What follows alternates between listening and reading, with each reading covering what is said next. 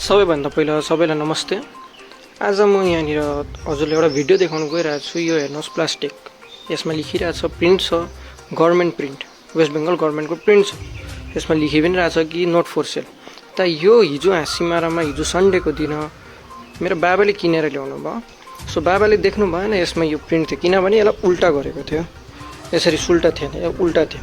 त मैले जब हामीहरू त्यो लगाउनुको लागि खोल्यौँ यो प्लास्टिकलाई, तब हेर्दैछौँ हामी कि यहाँनिर त नोट फर सेल छ। र मैले बाबालाई भने कसरी यो तपाईँले लिएर आउनुभयो, यो त नोट फर सेल छ भन्दाखेरि बाबाले भन्नुभयो यो भित्र देखिनँ मैले। त यो चिज हाम्रो जो वेस्ट बेङ्गल गभर्नमेन्टले दिएको छ, उहाँको एउटा स्किम हो। यो प्लास्टिक पनि एउटा स्किममै आउँछ।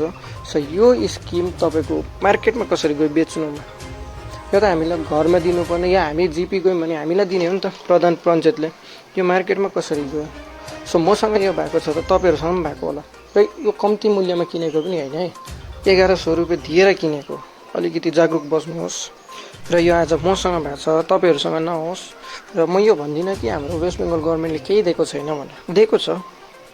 यो पनि एउटा स्किम हो। तर हाम्रो यहाँनिर के भएको छ भने जो जिपीबाट घरमा आउने चिज या जिपीमा हुने चिज चाहिँ मार्केटमा कसरी गयो, यहाँनिर त सिधा सिधी लेखिरहेको छ नोट फर सेल।